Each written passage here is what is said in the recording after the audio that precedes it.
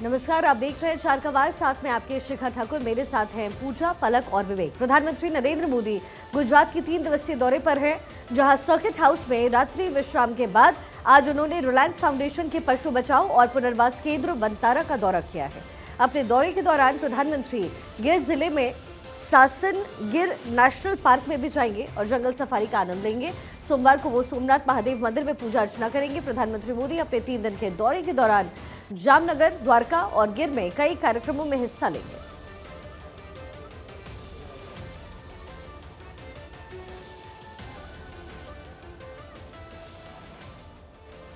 और आज से रमजान का महीना शुरू हो गया और इस मौके पर प्रधानमंत्री नरेंद्र मोदी ने रमजान माह की शुरुआत पर शुभकामनाएं दी। उन्होंने कहा कि जैसे ही पवित्र रमजान का महीना शुरू हो रहा है, ये हमारे समाज में शांति और सौहार्द लेकर आए। ये पवित्र माह आत्मचिंतन, आभार और भक्ति का प्रतीक है, जो हमें करुणा, दया और सेवा के मूल्यों को याद दिलाता है।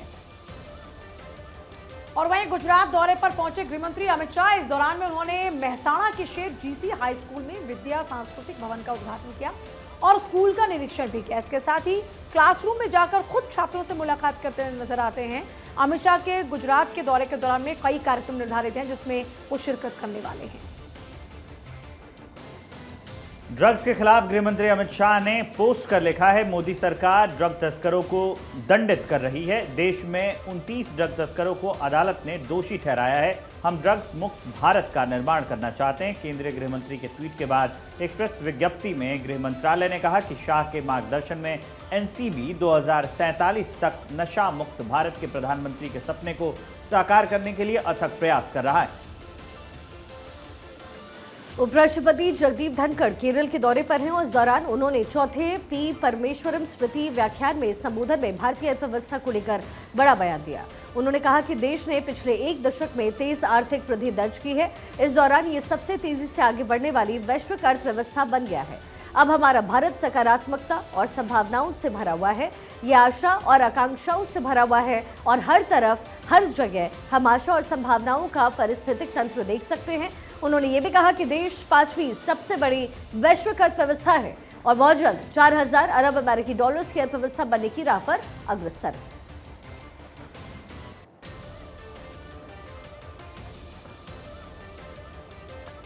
इसी बीच आपको सीधे राजस्थान लिए चलते हैं, जहां पर सीएम भजनलाल शर्मा मौजूद हैं और तस्वीरें आपको दिखाएंगे। डूंगरपुर मंदिर की ये तस्वीरें हैं, भैरव की पूजा अर्चना करते हुए। ये तस्वीरें आपकी टीवी स्क्रीन पर सीएम भजनलाल शर्मा जो कि यहाँ पर मौजूद हैं। डूंगरपुर का आज दौरा है और ऐसे में भैरवनाथ मंदिर पहुंचे हैं और पूरे विधि विधान के साथ, मंत्रोच्चारण के साथ सीएम भजनलाल शर्मा यहाँ पर पूजा पाठ करते हुए, पूजा में हिस्सा लेते हुए। तो डूंगरपुर का चूंकि आज दौरा है और ऐसे में भैरवनाथ के मंदिर पहुंचकर वहां पर मंत्रोच्चारण के साथ, विधि विधान के साथ सीएम भजनलाल शर्मा पूजा कर रहे हैं।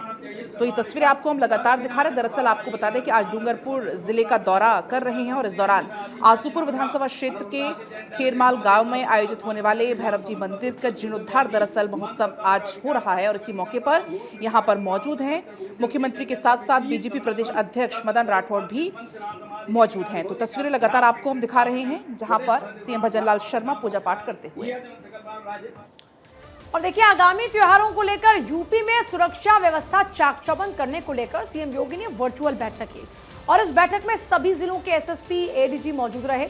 इस दौरान सीएम योगी ने त्योहारों को लेकर सख्त निर्देश भी दिए हैं, जिसमें उन्होंने कहा कि त्योहारों के दौरान जन आस्था का सम्मान करना जरूर चाहिए और किसी भी प्रकार की अराजकता बर्दाश्त नहीं होगी।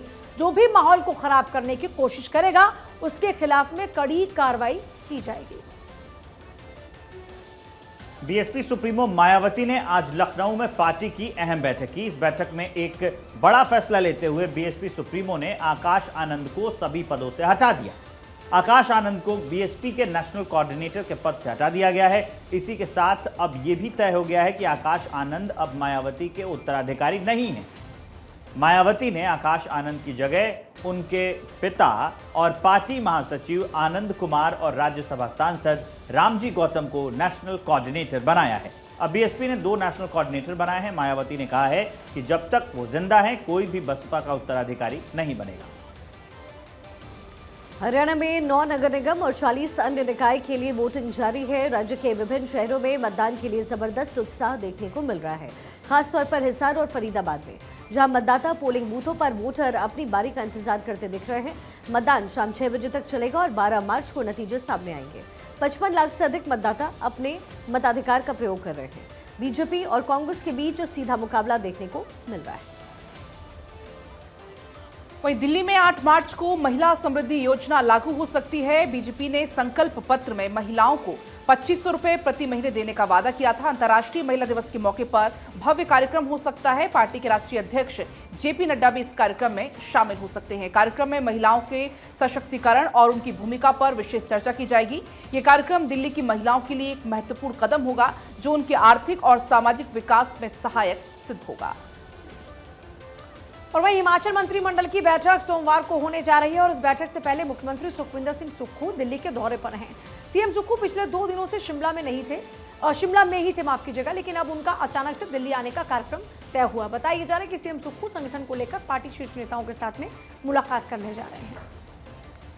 छत्तीसगढ़ में कल 3 मार्च को बजट पेश होगा। इसके पहले सीएम विष्णुदेव साय ने फार्मा, रियल एस्टेट और आईटी क्षेत्र के प्रतिनिधियों के साथ एक बड़ी बैठक की। उनके साथ कई मुद्दों पर चर्चा की। इस दौरान उन्होंने कहा कि छत्तीसगढ़ में नव उद्यमियों के लिए अपार संभावनाएं हैं। ये राज्य वन, खनिज और ऊर्जा संसाधनों से समृद्ध है और बिजली उत्पादन में सरप्लस राज्यों में शामिल है। मुख्यमंत्री ने कहा कि राज्य सरकार नए औद्योगिक पार्कों की स्थापना कर रही है, जिससे उद्योगपतियों को आवश्यक बुनियादी ढांचा और संसाधन उपलब्ध होंगे। चलिए आगे बढ़ते हैं। हरियाणा की कांग्रेस की युवा महिला नेता हिमानी नरवाल की हत्या पर सियासत और गर्मा गई है। कांग्रेस जहां इस पूरे मामले को लेकर हमलावर है, तो वही हरियाणा सरकार के मंत्री अनिल विज ने कहा है कि गहराई से जांच हो रही है। मर्डर केस की जांच के लिए एसआईटी टीम गठित की गई। एसआईटी में डीएसपी, एसएचओ, सापला चौकी इंचार्ज भी शामिल है। वहीं महाराष्ट्र के जलगांव में केंद्रीय खेल राज्य रक्षा मंत्री खड़से की बेटी के साथ छेड़छाड़ का जो मामला है वो सामने आया है। जलगांव के मुक्ताई नगर इलाके में एक मेले के दौरान कुछ लड़कों ने केंद्रीय मंत्री की बेटी और उसकी सहेलियों से छेड़खानी की। मामले की शिकायत खुद मंत्री रक्षा खड़से ने मुक्ताई नगर थाने में की है। पुलिस ने एक आरोपी को गिरफ्तार भी कर लिया है, जबकि 6 आरोपी फरार बताए जा रहे हैं, जिनकी लगातार पुलिस तलाश कर रही है। और हरियाणा के गुरुग्राम में अहिंसा विश्व भारती संस्था द्वारा नवनिर्मित भारत के प्रथम विश्व शांति केंद्र का उद्घाटन समारोह और विराट संत सम्मेलन का शुभारंभ हुआ, जिसमें हरियाणा के मुख्यमंत्री नायब सैनी पहुंचे। दिल्ली की सीएम रेखा गुप्ता, उनके समेत कई बड़ी हस्तियां भी यहां पर शिरकत करने पहुंची। सीएम सैनी ने सम्मेलन को संबोधित किया और इस कार्यक्रम में भारत के पूर्व राष्ट्रपति रामनाथ कोविंद के साथ साथ पंजाब के राज्यपाल गुलाब चंद कटारिया, बिहार के राज्यपाल आरिफ मोहम्मद खान समेत कई दिग्गज हस्तियों ने शिरकत की।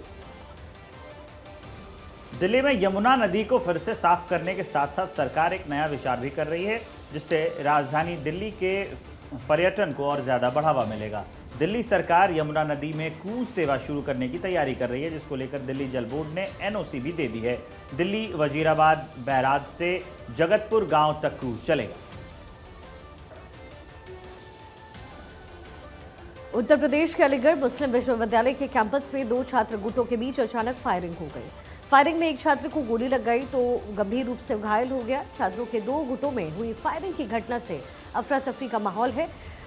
घटना की पूरी जानकारी मिलने पर मौके पर पुलिस की टीम पहुंची और घायल छात्र को तत्काल उपचार के लिए अस्पताल पहुंचाया गया, जहां इलाज के दौरान उसकी मौत हो गई।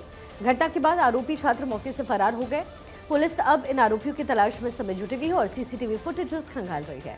पुलिस ने आरोपियों की तलाश के लिए कई टीमों का गठन भी किया है। मुख्यमंत्री पुष्कर सिंह धामी के निर्देश के बाद प्रदेश में अवैध मदरसों के खिलाफ एक्शन लगातार जारी। इसी कड़ी में विकासनगर क्षेत्र में ढकरानी, नवाबगढ़ में अवैध रूप से संचालित 4 मदरसों को सील किया गया। अल्पसंख्यक कल्याण बोर्ड पुलिस की संयुक्त टीम ने कार्रवाई करते हुए ढकरानी में 2 और नवाबगढ़ के 2 मदरसों को सील कर दिया। इसके बारे में जानकारी देते हुए एसडीएम विनोद कुमार ने बताया कि डीएम के आदेश पर 4 अवैध मदरसे की टीम के द्वारा उनको सील किया गया है। एसडीएम ने यह बताया कि आगे भी ऐसी ही कार्रवाई जारी रहेगी, जबकि अवैध मदरसों को अल्पसंख्यक कल्याण विभाग और पुलिस क्षेत्र में भी चिन्हित किया जा रहा है।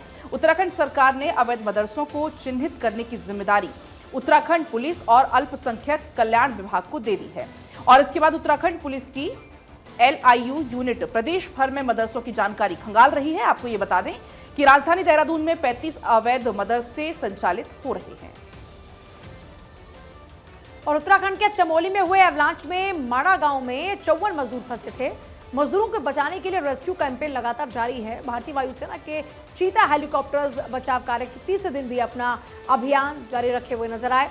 अब तक कुल 53 लोगों को निकाला गया, जिनमें से 46 लोग जिंदा हैं, 7 मजदूरों की मौत हो चुकी है और 1 अभी तक लापता है। रेस्क्यू में सेना के 4 हेलीकॉप्टर्स के अलावा आईटीबीपी, बीआरओ, एसडीआरएफ, एनडीआरएफ के 200 से ज्यादा जवान लगे हुए हैं। चमोली एवलांच पर सीएम धामी ने समीक्षा बैठक की और रेस्क्यू ऑपरेशन के अधिकारियों से जानकारी भी ली है।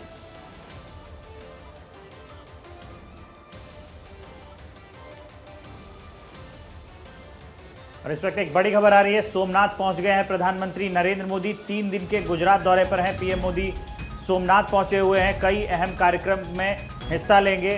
3 दिन के गुजरात के दौरे पर हैं और अभी सोमनाथ पहुंचे हुए हैं प्रधानमंत्री नरेंद्र मोदी।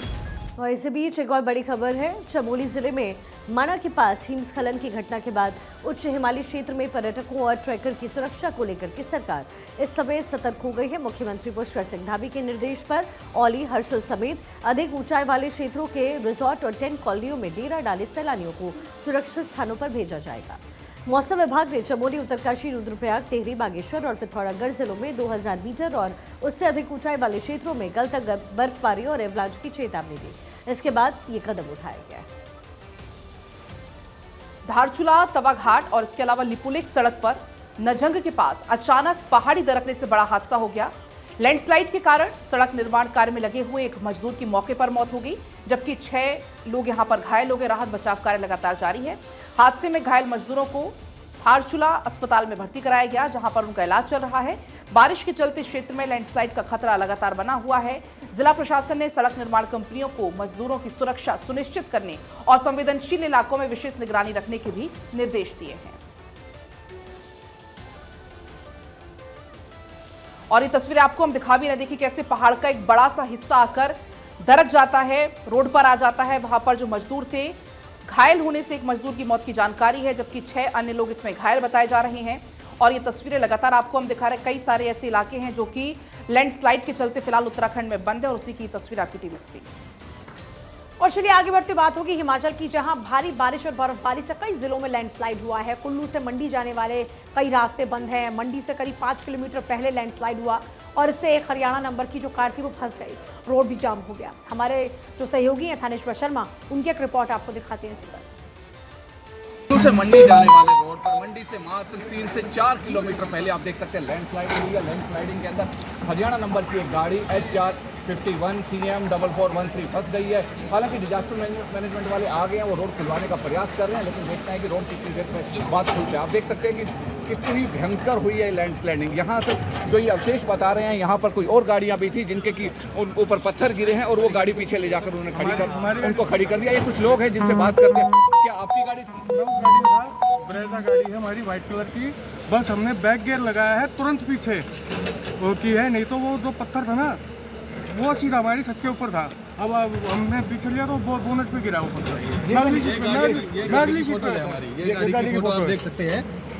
ये हमारी गाड़ी में नुकसान हुआ है। ये साइड में आगे पत्थर लगा है जिसका हैंडल ये अभी भी यहाँ पे पड़ा हुआ है। आपने जैसा कि ये लोगों से सुना कि इनकी गाड़ी का जो हैंडल है अभी भी यहाँ पड़ा हुआ है। इनका कहना है कि हमारी ब्रेजा गाड़ी थी, उसको भी काफ़ी नुकसान हुआ है। पीछे जाकर ढाबे पर इन्होंने गाड़ी खड़ी की है। अब देखना है कि ये जाम कितनी देर में खुलता है, क्योंकि कुछ एम्बुलेंस भी यहाँ पर फंसी हुई है। आप देख सकते हैं सड़क के दोनों तरफ ये कुल्लू से मंडी को आने वाला रोड है, यहाँ पर भी लंबी लंबी लाइनें लगी और मंडी से कुल्लू आने वाले रोड पर भी लंबी लंबी लाइनें लगी हुई हैं। सब इंतजार कर रहे हैं कि ये लैंडस्लाइडिंग कितनी देर में खुलती है, रोड कितनी देर में खुलता है। वीडियो जर्नलिस्ट विकास पंत के साथ डॉक्टर थानेश्वर शर्मा, मंडी।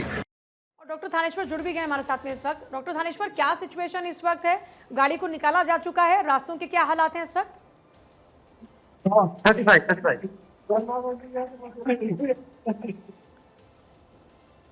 डॉक्टर थानेश्वर, आप सुन पा रहे हैं क्या? क्या सिचुएशन है, बताइएगा। हाँ, मैं आपको सुन पा रहा हूँ। इस समय सिचुएशन में आपको दिखाना चाहूंगा कि ये गाड़ी जो है जो फंसी हुई थी उसको निकालने का प्रयास किया जा रहा है। यहाँ पर रोड को काफी हद तक क्लियर कर दिया गया, लेकिन जो गाड़ी थी उसको निकालने के लिए कोशिश की जा रही है। आगे जो ये कोबलाइन मशीन आई हुई है, कोबलाइन मशीन के साथ इसे टोचन करके निकालने का प्रयास कर रहे हैं ताकि जो रोड है उसको क्लियर किया जा सके, क्योंकि दोनों तरफ कुछ एम्बुलेंस भी फंसी हुई हैं और भी काफी गाड़ियां फंसी हुई है, दोनों तरफ काफी लंबे जाम लग गया है। ऊपर से अभी भी कुछ पत्थर ऐसे ऊपर नजर आ रहे हैं जो कि किसी भी समय गिर सकते हैं, इसलिए अभी तो ये रोड क्लियर कर रहे हैं, लेकिन इनका कहना है कि डिजास्टर मैनेजमेंट वालों का कि बाद में इसको पूर्णतः से साफ किया जाएगा। अभी वन वे का ये रोड खोल रहे हैं ताकि किसी तरह की परेशानी ना हो, जो जाम लगा हुआ है उसको जल्दी से जल्दी क्लियर किया जा सके। जी लोगों के लिए तो काफी परेशानियां बढ़ गई हैं, क्योंकि अब यहाँ पर हम देख रहे हैं काफी सारे लोग भी इकट्ठा हो गए हैं जिनकी गाड़ियां यहाँ पर रुकी हुई हैं, और जो लोग इस गाड़ी में सवार थे वो लोग सेफ हैं, उनके बारे में क्या जानकारी है?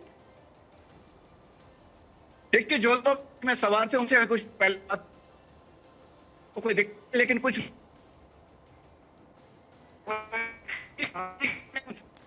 ठीक है डॉक्टर थानेश्वर, बहुत शुक्रिया आपका फिलहाल पूरी जानकारी के लिए। लेकिन इस बीच आपको तस्वीरें जरा फिर से दिखा देते हैं।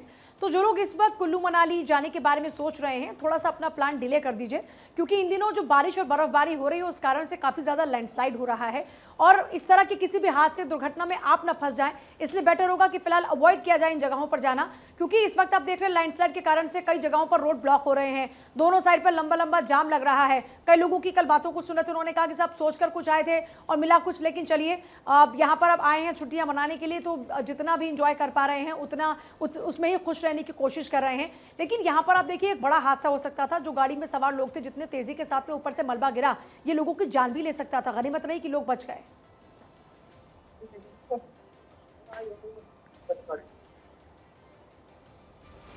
और डॉक्टर थानेश्वर हमारे साथ में सकते हैं। थानेश्वर, लगातार मलबे को हटाने की कोशिश की जा रही है, कितना समय लग जाएगा अब इस मलबे को हटाने में, इस गाड़ी को निकालने में? क्या कुछ कह रहे हैं जो टीम वहां पर मौजूद है? देखिए, अभी डिजास्टर मैनेजमेंट की जो टीम से मेरी बात हुई है, कॉबलाइन की 2 मशीनें यहाँ पर लगाई गई थी, वो काफी हद तक मलबे को हटा दिया, लेकिन जो गाड़ी बीच में फंसी हुई है उस गाड़ी को हटाने का प्रयास किया जा रहा है। टोचन उसके लिए मंगवा लिए गए हैं, टोचन करके गाड़ी को दूसरी साइड किया जाएगा ताकि मलबा क्लियर हो सके।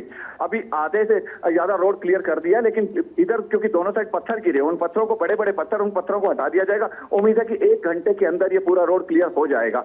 अभी गाड़ी के हटते ही काफी हद तक ये रोड क्लियर हो जाएगा, लेकिन जो थोड़ा सा रोड रह गया, क्योंकि पब्लिक जो टूरिस्ट है वो बार बार आगे की तरफ आ रहे हैं, हालांकि डिजास्टर मैनेजमेंट वाले उन्हें पीछे करने की कोशिश कर रहे हैं, क्योंकि किसी भी समय मशीन चलती है तो उसकी धड़कन से भी पत्थर ऊपर से कई बार गिर जाते हैं, इसलिए डिजास्टर मैनेजमेंट वाले उनको पीछे करने का प्रयास कर रहे हैं। लेकिन अब उम्मीद है कि 1 घंटे में रोड पूरा क्लियर हो जाएगा। अच्छा, वहां पर जो फंसे लोग हैं उनका क्या कुछ कहना है? मतलब बड़ी उम्मीदें लेकर वो आए होंगे हिल स्टेशन पर वीकेंड मनाने के लिए, लेकिन यहाँ पर तो बुरे फंसे हैं। देखिए, बिल्कुल कई टूरिस्ट से मेरी बात हुई थी तो उनका कहना है कि हम जो प्लान करके आए थे वैसा हमारे साथ नहीं हो पाया, लेकिन मनाली में बर्फ पड़ी उसका तो हमने आनंद लिया, लेकिन जो हम प्लान करके आए थे पैराग्लाइडिंग या दूसरे जितने भी उन्होंने प्लान किया था वैसा नहीं हो पाया, क्योंकि 2 दिन से पहाड़ों में बर्फ पड़ रही थी और उसके साथ ही बारिश हो रही थी। बारिश होने के कारण जो लैंडस्लाइडिंग हुई है उसकी वजह से उन्हें काफी परेशानियों का सामना करना पड़ा। पर्यटकों का कहना है कि अब कल से फिर 2 दिन के लिए मौसम खराब बताया गया। 97% जो डिजास्टर में मौसम विभाग ने कहा है कि 97% है कि बर्फबारी भी हो सकती है और बारिश भी हो सकती है। अभी कोई सैलानी जो वहां थे वो रुके हुए हैं, उनका कहना है कि अगर बर्फबारी होगी तो हम उसका आनंद लेंगे, लेकिन साथ ही साथ बारिश का भी जो अनुमान मौसम विभाग ने बताया वो परेशानी का कारण बन सकता है, क्योंकि जैसे बारिश होती है तो पहाड़ों में कटाव पैदा हो जाता है, उस कटाव की वजह से पहाड़ से दरकर नीचे आ जाते हैं और लैंडस्लाइडिंग हो जाती है और रोड सारे जाम हो जाते हैं, जिससे सैलानियों को परेशानियों का सामना करना पड़ रहा है। इससे सब एक ही दुआ कर रहे हैं कि बर्फ तो कितनी भी पड़ जाए लेकिन लैंडस्लाइडिंग ना हो, लेकिन बारिश ना हो। बारिश की वजह से ही सारी ज्यादा परेशानियों का सामना करना पड़ता है हिमाचल में। जी अच्छा, हिमाचल प्रशासन कितना त्वरित कार्रवाई करता हुआ नजर आ रहा है इन हालातों से निपटने के लिए?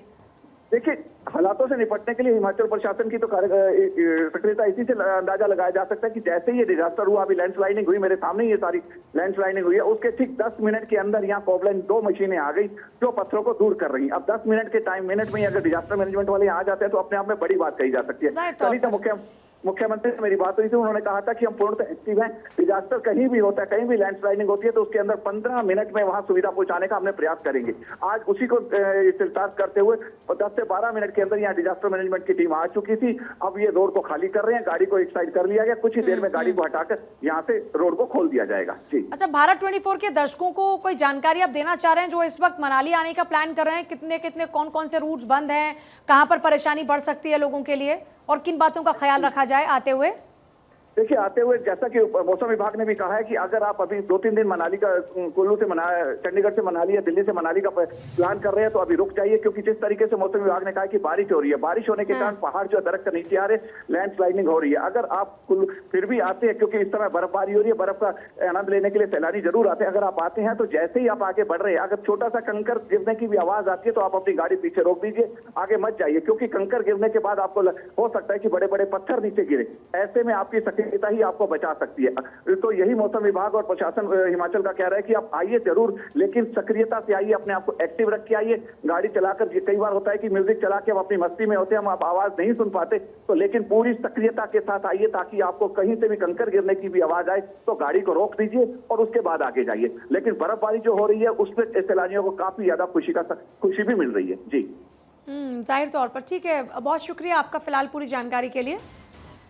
तो देखिए, तस्वीरें इस वक्त आप देख रहे हैं और आप खासतौर पर ये नोटिस करेंगे कि इस वक्त क्योंकि बारिश और बर्फबारी दोनों ही देखने को मिल रही है और इस कारण से जो सैलानी यहाँ पर पहुँच रहे हैं उनके चेहरे पर खुशी है तो कहीं पर फंस रहे हैं तो परेशानी भी साफ तौर पर नजर आ रही है। जैसा थानेश्वर ने जिक्र किया कि अगर आप आ रहे हैं तो फिलहाल प्लान को डिले करें तो वो आपके लिए भी ज़्यादा बेहतर होगा।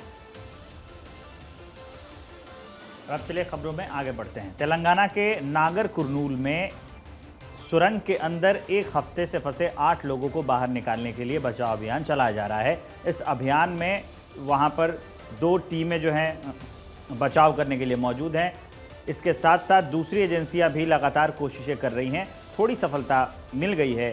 सुरंग में फंसे 8 लोगों में से 4 का पता लगा लिया गया है। हालांकि इन 4 लोगों के बचे होने की संभावना को लेकर तेलंगाना के एक मंत्री ने कहा है कि 1% ही गुंजाइश है कि वो सभी सुरक्षित और जीवित हों।